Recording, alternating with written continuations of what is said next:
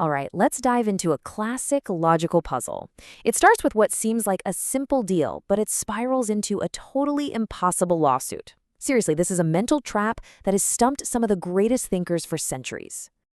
So I want you to put on your judge's hat for this one. We've got a professor who's suing his student. The problem? Their tuition agreement creates this perfect, absolutely inescapable logical trap. And the question seems so simple, but trust me, the answer is anything but. The big question is, who is right? So our story really kicks off with this peculiar promise. It's a really unusual tuition agreement that, well, it sets the stage for what would eventually become a legendary dispute. Okay, so let's meet our players. First up, you've got the professor. He's a master of law, and he's so confident in his skills that he boasts he could turn any student into the best. And then on the other side, we have the student. He's super eager to learn, really ambitious, but he just doesn't have the money to pay for this kind of education up front. So they make a deal. And you really need to pay attention to this next part, because this single line is the crux of the entire story. The professor tells him, "You pay me after you win your first case." Seems like a simple enough condition, right?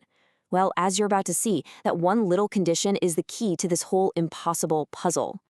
And, everything seems to be going just fine. The student goes through law school, he graduates, but then there's a change of heart. And that's when this once friendly agreement turns into a really bitter confrontation. So, right after graduating, the student just announces he's changed his mind. He has absolutely no intention of ever becoming a lawyer. And, well, think about it. If he never practices law, then he can never win his first case. And if he never wins his first case, yep, you see exactly where this is headed. Well, the professor feels completely cheated. He's furious. He decides there's only one way he's going to settle this. He sues his former student for the unpaid tuition. And just like that, the whole thing lands in court. All right, let's break down the professor's case. Because you see, he walks into that courtroom with what he believes is a perfectly airtight argument. He's convinced he set a logical trap that his student absolutely cannot escape. Okay, check out his logic. It's brilliant, in a way. He says, look, Your Honor, if I win this lawsuit, well, the court orders the student to pay me. Easy enough. Then he says, but if I lose the lawsuit, what just happened? The student just won his first case, and our agreement says that as soon as he wins his first case, he has to pay me. I mean, it's pretty brilliant, isn't it? Either way, he gets paid. Win or lose, the money's his. So in the professor's mind, victory is an absolute guarantee. There's no way he can lose, right? Okay, but now it's the student's turn. And this is where the story gets really good, because the student basically takes everything his professor ever taught him about logic and law and uses it to build his own equally clever and equally inescapable trap. The student just perfectly mirrors his teacher's logic. He stands up and says, Your Honor, if I win this lawsuit, then the court's ruling is that I don't have to pay. Pretty straightforward.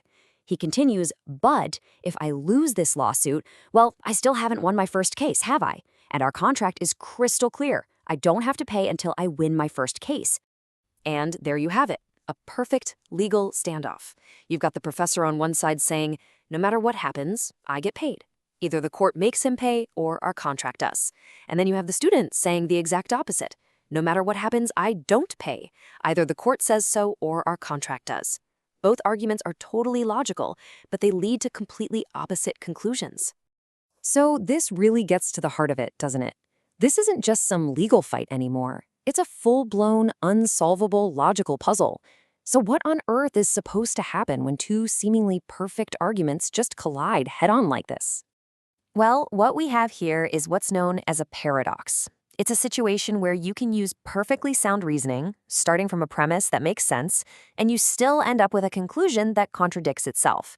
The crazy part isn't that one of them is wrong. It's that the situation itself is just logically broken. And here's the core issue, the real mind bender. The court's verdict is supposed to decide the outcome of the contract, right? But the contract's main condition, winning a case, is directly changed by the verdict itself. They're locked in this impossible loop, a circular dependency.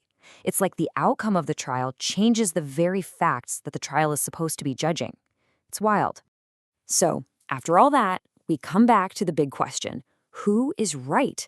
Does the professor's seemingly airtight logic win the day, or does the student's equally clever defense come out on top? Seriously, if you were the judge, What would you even do in a case like this?